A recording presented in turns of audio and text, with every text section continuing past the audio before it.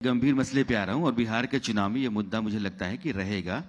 Operation सिंदूर के बाद एक जज्बाती उभार देश के भीतर आया है और प्रधानमंत्री ने बिहार की अपनी दोनों यात्राओं में ऑपरेशन सिंदूर से पहले भी और बाद में भी उसका जिक्र किया है।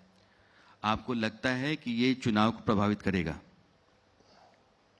हम लोगों के कल्पना के पड़े था ये। जिस हिसाब से मीडिया ने भी दिखाया कि पाकिस्तान में कब्जा हो गया है, ये सब ने नहीं दिखाया। और नहीं, आपको नहीं कह रहे, और जिन लोग मीडिया अब कब्जा हो गया है, एक कहता है इस्लामाबाद को कब्जा लिया, एक कहता है पाकिस्तानी चीफ आर्मी चीफ को जो है हमारी सेना उठा के ला रही है, कितने उनके प्लेन गिरा दिए। ठीक है, हमारी सेना सबसे बहादुर सेना है और हम सबको सेना पे गर्व है, नाज है। लेकिन कल्पना के पड़े ये था कि एक विदेशी दूसरा राष्ट्र का व्यक्ति एक ट्वीट करता है, अमेरिका का राष्ट्रपति, हम लोग उससे पहले घोषणा से आधे घंटे पहले वो घोषणा करता है। वो कौन है भाई? अमेरिका। अगर सेना को छूट मिल गई होती तो शायद आज एलओसी हमारे हाथ में होता।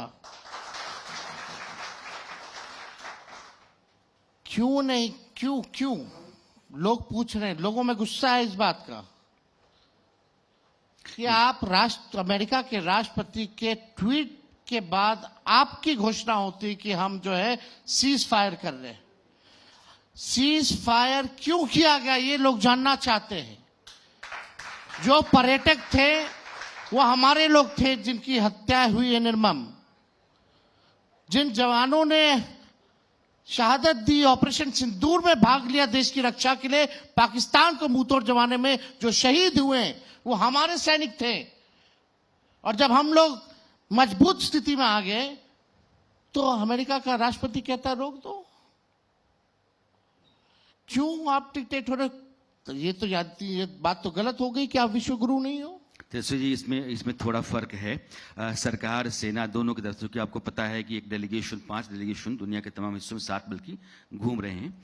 विदेश मंत्री ने भी कहा कि पाकिस्तान डीजीएमओ की तरफ से फोन आया, हमारे डीजीएमओ कहा गया कि हम युद्ध रोकना चाहते हैं। हमने पहले भी ये अमेरिका के राष्ट्रपति को कैसे पहले पता चला? मैं आ रहा हूं, मैं उसी पर आ रहा हूं। तो चूंकि हमने कहा था कि हम तुम्हारा टेरर कैंप तबाह कर रहे हैं, ना तो तुम्हारे हम फोर्सेस के इंस्टॉलेशन पर हमला कर रहे हैं, ना लोगों के ऊपर हमला कर रहे हैं। तुम करोगे तो हम करेंगे।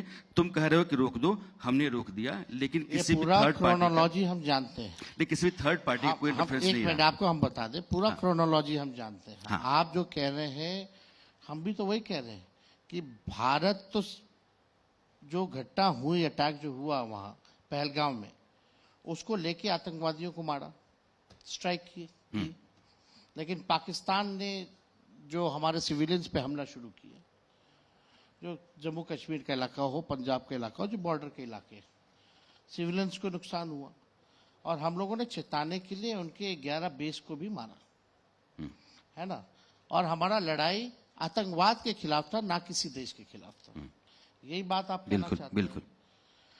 तो हम ये जानना चाहते हैं सीज फायर हुआ क्यों? नहीं तो सरकार ये कह रही ना कि डीजीएमओ लेवल की बातचीत। आपकी पूरी बात हम सुन लिए, लेकिन ये सीज फायर हुआ क्यों और ट्रंप कहां से आ गए? मेरे गली में तेरा क्या काम है? और तुम हमको बोलोगे फायर करे तो फायर हम करेंगे, और तुम बोलोगे सीज फायर करे तो हम सीज फायर करेंगे। ये तो कल्पना से पड़े। लेकिन सरकार ने कभी नहीं कहा कि उसमें किसी सरकार तो कुछ कहती नहीं है, वो तो फेस ही नहीं कर पाती है ना। एक भी प्रेस कॉन्फ्रेंस किया है क्या सरकार ने? मोदी जी ने। तो इस बार के चुनाव में आप ये पूछेंगे सीज फायर क्यों हुआ? आपको ये नहीं लगता कि अमेरिका के राष्ट्रपति बार बार ये बोल रहे हैं कि मैंने युद्ध रुकवाया, मैंने युद्ध विराम लगवाया? अभी उनका बेनजीर भुट्टो का बेटा लंदन में जाके कह रहा है कि I thank to President Trump, क्यों उन्होंने अच्छा कदम उठाया कि युद्ध रुकवाया। और हमारे प्रधानमंत्री की चुप है, क्यों मौनी बाबा बने हुए हैं? मुंहतोड़ जवाब दो ट्रंप को। हम लोग साथ खड़े प्रधानमंत्री के, भारत सरकार के साथ खड़े, हर वक्त हम लोग खड़े रहे इस माहौल में जब देश की सुरक्षा की बात आएगी, चाहे हम हो या आप हो, हम सब साथ हैं। हम लोगों का कर्ज है इस मिट्टी पर, इस पे कोई राजनीति नहीं होनी चाहिए। राजनीति तो हो रही लेकिन कोई ट्रंप अगर आकर के कहेगा, तो ट्रंप क्यों कर रहे राजनीति? बोलो मोदी जी को बोलने, आप देखिए राजनीति तो बोलिए। आप ये राजनीति तो ट्रंप कर रहे हैं। तेजस्वी जी, आप ये बताएं मुझे, राहुल गांधी कहते हैं नरेंद्र सरेंडर,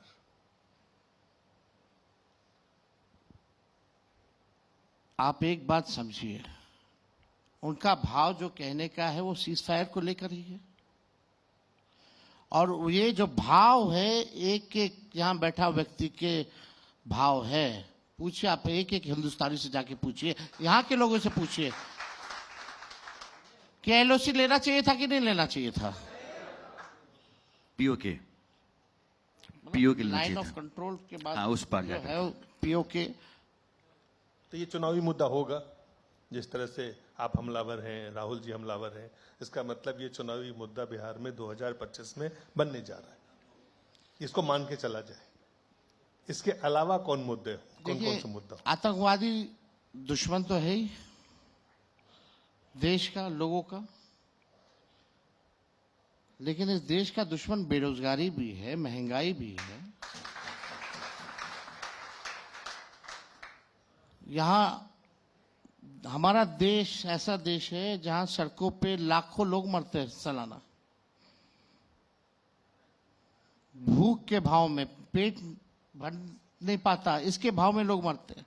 किसान कर्ज वापस नहीं कर पाते, वो सुसाइड करता है। लोग इससे भी तो आजादी चाहिए ना।